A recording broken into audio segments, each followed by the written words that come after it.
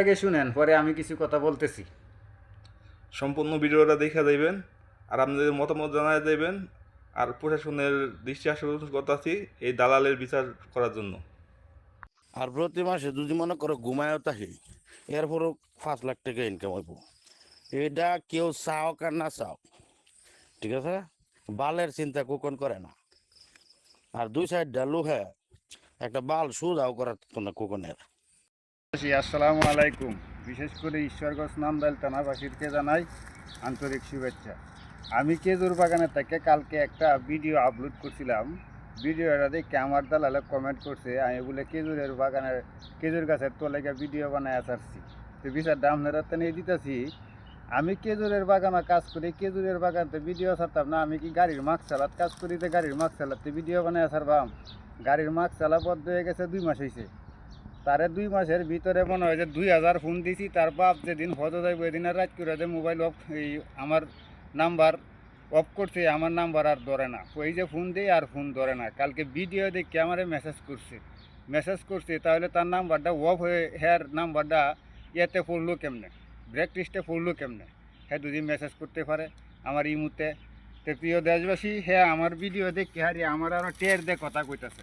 আমার কাছে একটা বয়স দিছে মুখ তোলার ভিত্তে বলে এরকম কোনো লোক নাই, তার একটা পাল বলে শুধু অর্থাৎ না। বয়সটা আমি ভিডিওর মধ্যে দিয়ে দিতেছি। তো মুখ তোলার মানুষ যারা আছেন, বিএনপির নেতা ফেতা যারা আছেন, তারা দেখেন। আর ভিডিও দেওয়ার পর থেকে হ্যাঁ আমার লাগে আরও কারা আচরণ করতেছে, কইতাছে পাসপোর্ট না হ্যাঁ আর কোনো দিন আমার হ্যাঁ দিত না, টিহা 80,000ই লাগবো পাসপোর্ট আমার আনলে। তো 80,000 টিহা যদি তার কাছ থেকে আমার পাসপোর্ট লওয়া লাগে, তাহলে আমার কাছে যে ডকুমেন্টসগুলি আছে আমি এই ডকুমেন্টসগুলি ভিডিওর মাধ্যমে দিতেছি। কালকে থেকে সব ডকুমেন্টসগুলি একটা একটা করে আমি ভিডিওর মাধ্যমে ছাড়বাম।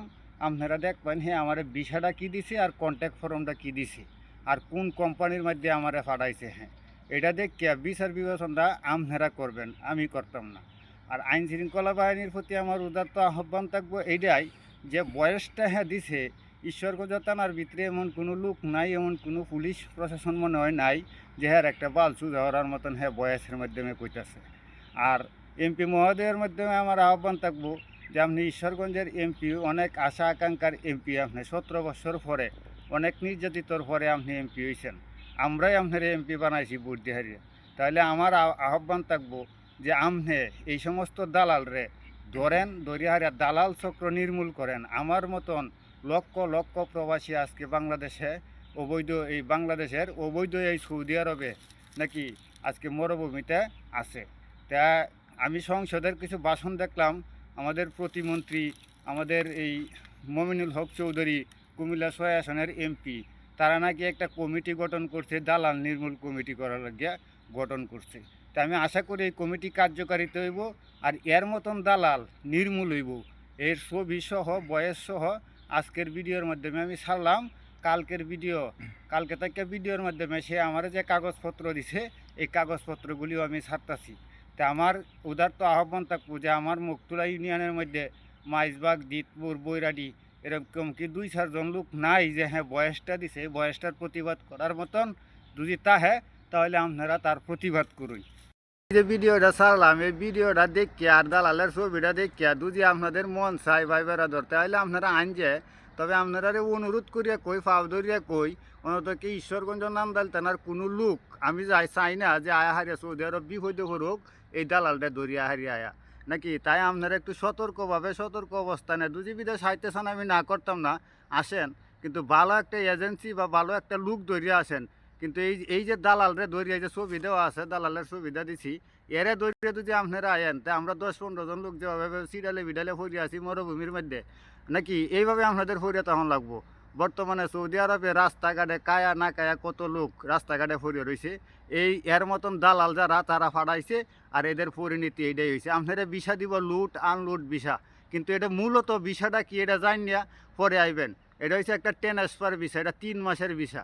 যে ভিসাটা দিব এই বিষয়ে আপনারা যদি কোনো কোম্পানি কাফেলা করিয়া নেয় নিব, যদি না নেয় বাফেরও শক্তি নাই, দালালের বাফেরও শক্তি নাই কাফেলা করিয়া দিত নাকি।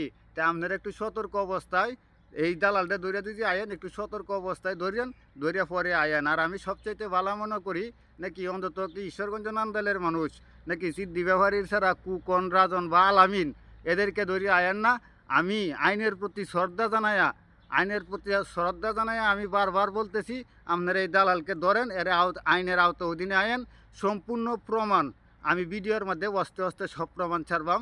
কালকে থেকে আমার প্রমাণ ছাড়া শুরু হইব। এমন দালাল হাজার হাজার আমাদের দেশের মাটিতে আছে। এখন আপনারা যদি আসতে চান একটু বিবেচনা কইরা ভাইবা চিন্তা আসবেন, কারণ আসার পর আর কোনো উপায় থাকে না।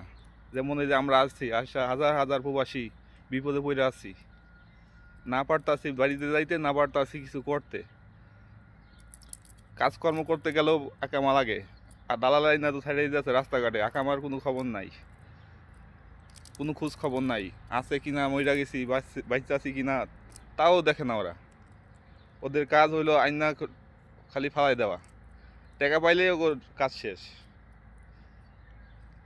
তা একটাই কথা বলার, যদি আপনারা আসতেই চান বিদেশ, তাহলে একটু বিবেচনা করে আসবেন।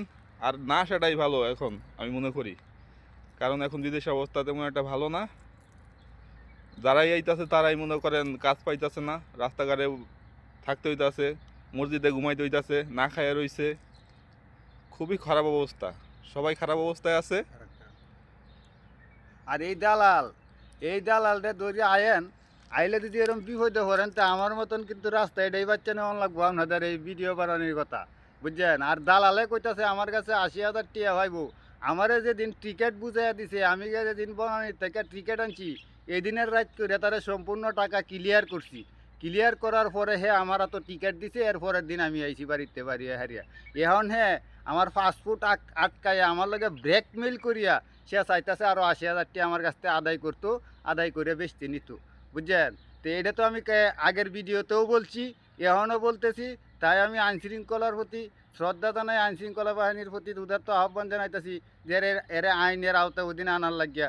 আমাদের এমপি মহোদয় লুৎফুল্লাহ আল মাজেদ বাবুরেও আমি বলতেছি যে আপনার সামনে যদি আমার ভিডিওটা যায়, যেভাবেই হোক এই সমস্ত দালালরা আইনের আওতা অধীন আইনে কঠোর শাস্তি এবং কঠোর বিচার করেন, কারণ এরা মানুষের জীবন ধ্বংস করে দিতেছে এই মরুভূমিতে ফেলাইয়া।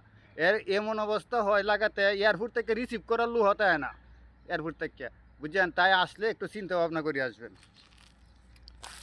তাহলে শুনলেনি যা হয়েছে, আরও কত হাজার হাজার প্রবাসী এরকম বিপদে পড়ে আছে তা বলার মতো না। আপনারা দেশে থেকে বুঝবেন না, যদি আসেন এই বিদেশের মাটিতে তখন বুঝবেন কি একটা অবস্থা, কি একটা সমস্যা। তাহলে সবাইকে সালাম আলাইকুম, ভালো থাকবেন, আল্লাহ হাফেজ।